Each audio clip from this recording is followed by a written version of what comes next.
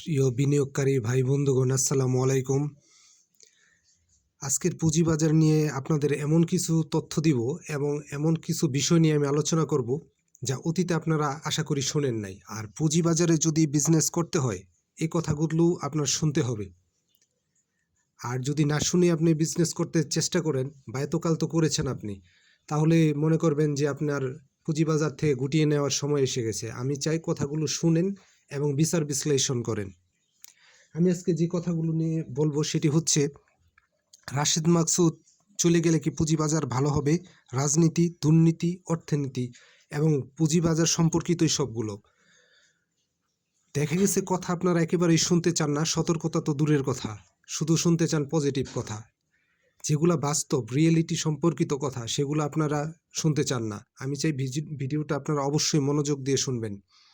গত কয়েকদিনে যে পরিমাণ পুঁজিবাজারের ইন্ডেক্স পতন হলো তার চাইতে কয়েক গুণ পোর্টফোলিও মাইনাস বেশি হয়ে গেছে।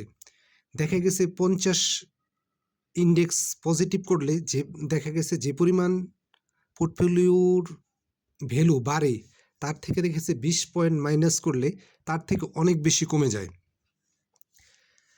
আসলে আপনাদের অনেকের ধারণা যে নির্বাচন পরবর্তী সময়ে কি হবে পুঁজিবাজার, আর রাশেদ মাকসুদ চলে গেলে পুঁজিবাজারের কি পরিবর্তন হবে। সেক্ষেত্রে আমি আপনাদের একটা কথা বলতে চাই, সেটা হচ্ছে এই যে বিগত সময়ে অনেকগুলো আন্দোলন হলো, রাশেদ মাকসুদের পদত্যাগ, মার্জিন লোন নিয়ে এবং একটা রিটও করা হয়েছে হাইকোর্টে, এটার আপনারা সবাই অবগত আছেন। আসলে এই পুঁজিবাজারের যত ধরনের আন্দোলন যা কিছু হয়, একটা আন্দোলনও বিনিয়োগকারীদের পক্ষে নাই। শুনতে খারাপ লাগলেও অপ্রিয় সত্য কথা, একটা আন্দোলনও বিনিয়োগকারীদের পক্ষে যায় না। মার্জিন লোন দিল কি দিল না এটা তো আপনার বিষয় না।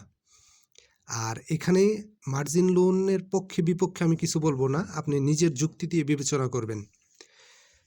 শেয়ার আন্দোলন হওয়া দরকার ছিল আপনার স্টকটি, যে কোনো কোম্পানি যখন শেয়ার বাজারে লিস্টেড হয়েছে তখন আইন করা উচিত ছিল ফেস ভ্যালুর নিচে কোনো শেয়ার নামতে পারবে না, ওইখানে স্টপ হয়ে যাবে।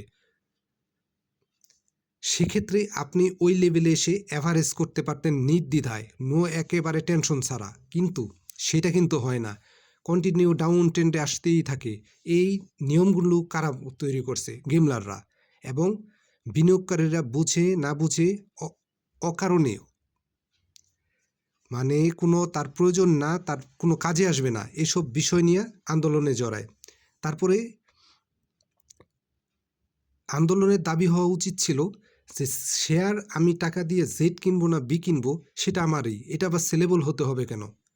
যদি হাউসগুলা যদি একদিন দুই দিনে তাদের হিসাব নিকাশ ক্লিয়ার না করতে পারে, সেলেবল ম্যাচিউর করতে সমস্যা হয়, তাহলে কোনো বিদেশি কোম্পানিকে সেই দায়িত্ব দেওয়া হোক, যারা একদিনের মধ্যে শেয়ার সেলেবল করে দিবে, পরের দিন আপনি বাই সেল করতে পারবেন। এতে আপনার দেখা গেছে যে লসের পরিমাণ, আপনার যখন মনে হবে শেয়ারটা আমি ছেড়ে দিই তখন ছেড়ে দিবেন, আপনার লসের পরিমাণ কমবে। কিন্তু এগুলা নিয়ে কোনো আন্দোলন হয় না। আন্দোলন হয় এমন বিষয়, আন্দোলনটার কি সিলেবাসে আন্দোলন হবে সেটা গেমরাররাই ঠিক করে দেয়, এবং যারা আন্দোলনের সাথে জড়িত বা যায় তাদেরও কোনো কমন সেন্স নাই। আন্দোলন করা উচিত ছিল ফেস ভ্যালুর নিচে শেয়ার নামতে পারবে না, এতে আপনার লসের পরিমাণ, কিন্তু আপনি যে শেয়ারটা 50 টাকায় বাই করেছেন তার ফেস ভ্যালু যদি 40 টাকা থাকতো তাহলে আপনার কি লসের পরিমাণ একেবারে কমে যেত। কিন্তু সেই 50 টাকার শেয়ারটি নামতে নামতে 10 টাকা আসছে, এতে আপনার লসের পরিমাণ অনেক বেড়ে গেছে। অথচ আন্দোলনের বিষয় ছিল ফেস ভ্যালুর নিচে যাতে কোনো শেয়ার না আসতে পারে। আর বাংলাদেশের প্রত্যেকটা সেক্টর যেহেতু দুর্নীতিগ্রস্ত, শেয়ার বাজারও তার বাইরে না, যেহেতু সব সেক্টরে দুর্নীতি আছে এখানেও আছে। আর রাশেদ মাকসুদ চলে গেলে শেয়ার বাজার ভালো হবে এটা ভুল ধারণা। সে একজন কর্মকর্তা মাত্র, তাকে নিয়ন্ত্রণ করা এবং নির্দেশনা দেওয়ার জন্য পদ্মার আড়ালের লোক আছে। যখন যে দল ক্ষমতায় আসে বা রাজনৈতিক প্রেক্ষাপটে যারা শক্তিশালী তারাই শেয়ার বাজার নিয়ন্ত্রণ করে। আর সামনে আমরা যাদের গালাগালি করি আসলে তারা বেতনভুক্ত কর্মচারী মাত্র।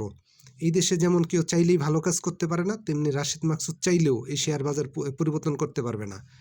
তাদের সামনে দিয়ে পেছন থেকে বিভিন্ন নিয়ম কানুন আইন যা আছে এটা তৈরি করে আরেকটা গোষ্ঠী, তাদের কিছু করার ক্ষমতা নাই। একজন আমলা বা সচিব চাইলেই যেমন অনেক কিছু করতে পারে না, এটা করার পেছনে রাজনৈতিক দলগুলোর অবশ্যই ভূমিকা আছে। যদি না শোনে তাহলে দেখা গেছে তার চাকরি চলে যায়। শেয়ার বাজারে সেম ঘটনা ঘটে, কিন্তু আপনারা এত পরিমাণে অজ্ঞতার পরিচয় দেন, শুনতে খারাপ লাগলেও, যে আপনারা ভাবেন অমুকে গেলে ওই বাজার ভালো হবে, তমুকে গেলে বাজার ভালো হবে। আর বিষয় তো এই জায়গায় না। এই দেশের মানুষ যারা নীতি নির্ধারক তারা দুর্নীতিগ্রস্ত, এবং সব কিছুর পেছনে আছে রাজনীতি। ফেসবুকের নিচে যদি শেয়ার না আসে, এতে কার ক্ষতি হবে? কারো কি ক্ষতি হবে? বিনিয়োগকারী বেঁচে যাবে, কিন্তু এটা নিচে আসতে হবে কেন? এখানে এটা স্টপ করে দেন যে ফেসবুকের নিচে আসতে পারবে না, তখন আপনি খুশি শিওর হয়ে অ্যাভারেজ করতে পারতেছেন। আর যখন নামবে না তখন তো আপনার ক্ষতির পরিমাণ কমে যাবে। কিন্তু আপনারা অধিকাংশ ভাইয়েরা দেখা গেছে আন্দোলন করেন যেই বিষয় নিয়ে যা আপনার নিজেও জানেন না যে এটা আপনি কার পক্ষে আন্দোলন করতেছেন। আসলে আপনাদের আন্দোলনের মূল টপিকটা যায় ওই গেমলারদের পক্ষেই। শেয়ার সেলেবলের নামে আপনার টাকাটা আপনি সপ্তাহে কয়বার ব্যবহার করতে পারতেছেন, অথচ রেগুলার যদি আপনি এটাকে ব্যবহার করতে পারতেন তাহলে আপনার দেখা গেছে যে 50 লাখ টাকা আপনি সপ্তাহে 2বার ইউজ করলে আপনার 1 কোটি টাকা হিসেবে ব্যবহার করতে পারতেন, যেটা আপনার পারেন না। এই সেলেবলের টাকাটা কারা ইউজ করতেছে? এই হাউসগুলা সেলেবলের নামে এই টাকাগুলা ব্যবহার করতেছে, কিন্তু এটা নিয়ে আপনার আন্দোলন করেন না। আপনারা আছেন মার্জিন ঋণ নিয়ে রিড করতে যান, করেন, সমস্যা নাই। আপনার টাকাতে আপনি জেট কিনবেন, যা ইচ্ছা তা কিনতে পারেন। এটা যদি একটা নিয়মকানুন করে দেয় সেটাও অন্যায়। আপনার টাকাতে আপনি যে কোনো জিনিস কিনতে পারবেন, সমস্যা নেই। কিন্তু শেয়ারগুলা যে নেমে যাচ্ছে, এটা তো অবশ্যই ফেসবুকের নিচে নামার একটা আইন করা যাইতো, এতে তো কারো ক্ষতি হইতো না, সবার লাভ হইতো। এই আইন কেন করে না? কে করে না? রাজনৈতিক প্রেক্ষাপট বা এটা হবে। বিগত সরকারের সময়ও তো আমরা বলছি যে না, সরকার পরিবর্তন হলে ভালো হবে। ভালো তো হচ্ছে না, লোক পরিবর্তন হবে, কিন্তু লোক যারা নিয়ন্ত্রণ করে, এই বিজনেস শেয়ার মার্কেট নিয়ন্ত্রণ করে, তারা তো দুর্নীতিগ্রস্ত। আর আমরা যাদের দেখি সামনে বসে থাকে, চেয়ারে বসে থাকে, তারা আসলে কিছু না। তারা সরকারি কর্মচারী, অন্যান্য সেক্টর যেমন দুর্নীতিগ্রস্ত, ওইখানকার কর্মচারীদের মতো তাদের অবস্থান। তারা পরিবর্তন হলে হবে না, টোটাল সিস্টেমটা পরিবর্তন হতে হবে। আর আপনারা যখন আন্দোলন করেন তখন আপনারা এমন বিষয় নিয়ে আন্দোলন করেন আদৌ আপনি জানেনই না যে এটা আপনার জন্য ভালো, নেগেটিভ না পজিটিভ, কিন্তু এটা আসলে আপনাদের জন্য নেগেটিভ হয়ে দাঁড়ায়। আর একটা এই সময়ের ভিতরে আন্দোলন করে বা একটা কিছু করে ভালো কিছু আদায় করে নেওয়া যেত, যেই ধরনের দাবি দেওয়া আমরা কোনো বিনিয়োগকারীরা তুলেই নেই। আমরা বলতে পারতাম ফেসবুকের নিচে শেয়ার নামবে না, এবং শেয়ার একদিনে সেলেবল হতে হবে। যদি হাউসগুলা ব্যর্থ হতো তাহলে নতুন কোনো বিদেশি কোম্পানিরা দেওয়া যেত, ব্যাংকগুলারে দেওয়া যেত, প্রাইভেট সেক্টরের ব্যাংক, যে একদিনের মধ্যে এটা পুরা বিক্রি উপযোগী করে দেওয়ার জন্য। কিন্তু আমাদের বুঝাই কি এটা সেলেবল হচ্ছে না, এটা সময় লাগবে। আরে বাবা, সময় লাগবে, ব্যাংকিং সেক্টরে তেমন ঘটে না। আপনি এখন টাকা জমা দিবেন, সাথে সাথে আপনার এসএমএস আসার পর আপনি আবার উইথড্র করতে পারতেছেন, কিন্তু শেয়ার বাজারের ক্ষেত্রে সেটা হচ্ছে না কেন? এটাই তো বড় দুর্নীতি। কিন্তু আমরা এই নিয়ে আন্দোলন করি না, আমরা বসে থাকি যে অমুকে পরিবর্তন হবে, তমুকে পরিবর্তন হবে, শেয়ার বাজারের ভালো হবে। নিয়মই যদি ভালো না থাকে, আপনার নিয়মটা যারা তৈরি করে, এখন দেখবেন শেয়ার মার্কেটের কোনো বড় ধরনের কোনো সভা সভা হলে ওইখানে কারা ডান বায়ের চেয়ারে বসে থাকে বুঝবেন, তারাই হচ্ছে মূলত এই মার্কেট মেকার। এবং যখন সরকার পরিবর্তন হবে, এই মেকাররা পরিবর্তন হবে। আপনার আমার ভাগ্যের কোনো পরিবর্তন হবে না, শেয়ার মার্কেটও কোনো পরিবর্তন হবে না। আর এইসব আজগুবি বিষয় নিয়ে অনেকের ভাল লাগবে না জানি, কিন্তু ভাল লাগবে না, ভালো আপনাদের কথা মতোই যদি মার্কেট চলতো তাহলে এত বছরে আপনারা কোটি কোটি টাকার মালিক হয়ে যাইতেন। পদ্ধতিটা ভুল, আমি সেটাই বলে দিচ্ছি আপনাদের, তাছাড়া কিছু না। যদি শেয়ার ফেস ভ্যালুর নিচে না নামতো, আর যদি একদিনই সেলেবল হইতো, আপনার লসের পরিমাণ কমে যেত। আপনার একটা জেট শেয়ার কেনার পরে টাকা সেটাও ম্যাচিউর হওয়া লাগবে। পৃথিবীর কোথাও এই ধরনের সিস্টেম আছে যে টাকা ম্যাচিউর হওয়া লাগবে? আমি টাকা সেল দিয়েছি, আমারটা আসছে, আমি যখন তার সাথে সাথে আমি ব্যয় করতে পারবো। দ্রুত গতিতে এই ধরনের কার্যক্রম যদি করতে না পারে, তাহলে এই হাউসগুলোর দরকার কি? আমরা প্রাইভেট সেক্টরে দিব, প্রয়োজনে বিদেশি কোম্পানিদের দিব। আমি আজকে বাই করব, আজকে সেল করব। আমার মনে হচ্ছে যে শেয়ারটা আমার ভালো করবে না, আমার 3 দিন অপেক্ষা করার দরকারটা কি? আমি এখন সেল করে দেব। দুর্নীতি সিস্টেমে, দুর্নীতি কোনো ব্যক্তির ভিতরে নাই। আর যারা এই সিস্টেমগুলো তৈরি করে তারা সবাই রাজনীতির সাথে সম্পর্কিত, এবং প্রত্যেকটা কোম্পানি দেখবেন রাজনীতির বাইরে এখানে কোনো কোম্পানি লিস্টেড হইতে পারে না। রাজনীতির বাইরে কেন লিস্টেড হইতে পারবে না? তাহলে কি দাঁড়ালো?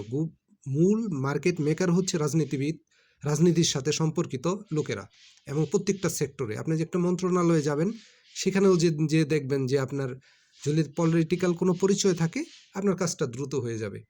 এটাই হচ্ছে বাংলাদেশের প্রেক্ষাপটে। কারণ বাংলাদেশের প্রেক্ষাপটে এর চাইতে সব সেক্টরেই এ ধরনের বিষয়। কিন্তু আমরা যে মূল কথাটা হচ্ছে, আমরা যেই পন্থায় আন্দোলন করি বা যেটা করি, এটা আমাদের কোনো কাজেই আসে না। আর যারা আন্দোলন করে আমরা তাদের বাহবা দিই।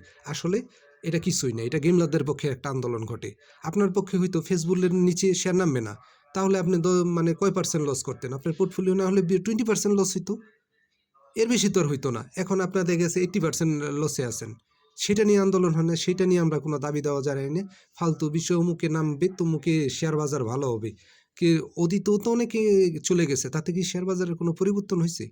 মূল নীতিতে পরিবর্তন আনতে হবে, কারণ প্রত্যেকটা সেক্টরের মতো এইটারও মার্কেট মেকাররা দুর্নীতিগ্রস্ত, এবং এর পুরাটা দায়ভার হচ্ছে, এর পেছনে দেখবেন সঠিক কারণ অনুসন্ধান করতে গেলে দেখবেন যে এটার পেছনে রাজনীতি জড়িত। আপনি আমি ওইখানকার সভাপতি বা বড় পদে থাকতে পারবো না, দেখবেন যারাই আছে তারা কোনো না কোনো দলের, যখন যে দল ক্ষমতায় থাকবে বা যাবে তাদের দলের লোকজন আছে। কিন্তু আমাদের দেশে তো রাজনীতির কথা বললে, আমি যদিও রাজনীতি নিয়ে কথা বলি না, কিন্তু অপ্রিয় সত্য কথা, এটা আপনি বিবেচনা করে দেখেন। অযথা দেখা গেছে আপনি আশায় বসে আছেন মার্কেট ভালো হবে, অমুকে বাজার খারাপ করলো, তমুকে বাজার খারাপ করলো।